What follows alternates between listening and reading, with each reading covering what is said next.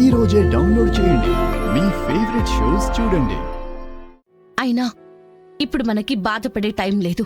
24 గంటల్లో మనం సాక్ష్యాలు సంపాదించలేకపోతే మనం ఇంట్లో నుంచి బయటికి వెళ్ళిపోవాలి. సో ఇప్పుడు మనం సాక్ష్యం గురించి ఆలోచించాలి. ఎక్కడుందో తెలియని సాక్ష్యం గురించి ఎలా ఆలోచించగలం దాత్రి? ఎక్కడుంటుందో అన్న దాని గురించైనా మనం ఆలోచించాలి కేదార్. ఇంత పెద్ద పరీక్ష పెట్టినా ఆ దేవుడు దానికి సమాధానం కూడా మనకి దగ్గరలోనే పెట్టుంటాడు.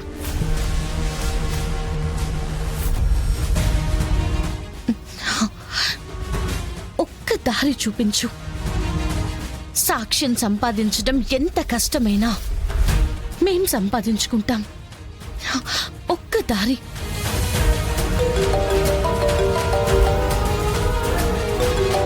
దాత్రి, ఆదిత్యపురం నుంచి వాచ్మెన్ కాల్ చేస్తున్నాడు. లిఫ్ట్ చేసి స్పీకర్లో పెట్టు. హలో, నేను మహాల్ నుంచి వాచ్మెన్ మాట్లాడుతున్నాను సార్. మీతో ఒక ముఖ్యమైన విషయం చెప్పడానికి ఫోన్ చేశాను సార్. చెప్పు రంగా. 25 సంవత్సరాల క్రితం మీ తాతయ్య గారు ఇక్కడ అన్నీ వదిలేసి హిమాలయాలకు వెళ్ళిపోయారు సార్. మళ్ళీ ఆయన తిరిగి రారని అందరూ అనుకున్నారు.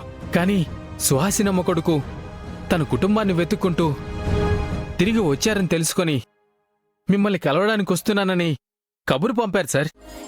వావ్! ఏంటి? నాకు తాతయ్య ఉన్నారా? నన్ను కలవడానికి వస్తున్నారా? ఎప్పుడు వస్తున్నారు? రేపు ఉదయమే వస్తున్నారు సార్. మీరిక్కడికి వస్తే ఆయన కలవచ్చు. రేపు పొద్దునే వచ్చేస్తాం.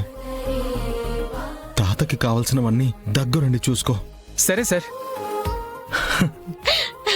చెప్పానా, ఆ దేవుడి మీద నమ్మకం ఉంటే ఆయన మన సమస్యకి సమాధానం ఇస్తాడు అని. ఇప్పుడు చూసావా, 25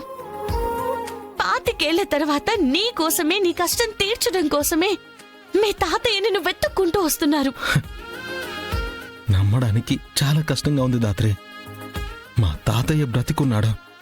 మా అమ్మ వాళ్ళ నాన్న బ్రతికే ఉన్నాడు. ఇంకా ఎవరు అవునన్నా కాదన్నా నేను అనాథని కాదు దాత్రి. కాదు కదా? అస్సలు కాదు. వెళ్ళి రేపు ఆదిత్యపురం వెళ్ళడానికి సర్దుకుందాం పద. ఆయు, మా తాతయ్య గురించి నాకేం తెలీదు. ఆయనకేం తీసుకెళ్లాలో కూడా తెలియట్లేదు. టైం కూడా లేదు. ఎలా? నాకు తెలుసు, పద.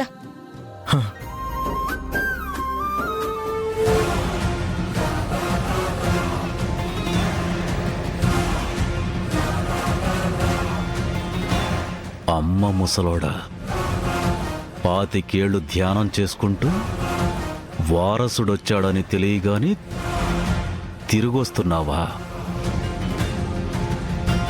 ఇప్పుడు నువ్వొచ్చి వీడికి సాక్ష్యాలిచ్చేస్తే ఇన్నేళ్ల నుంచి కష్టపడిన నేనేమైపోవాలి? రేపటితో నీ లెక్క, నీ మనవడి లెక్క సెటిల్ చేస్తా.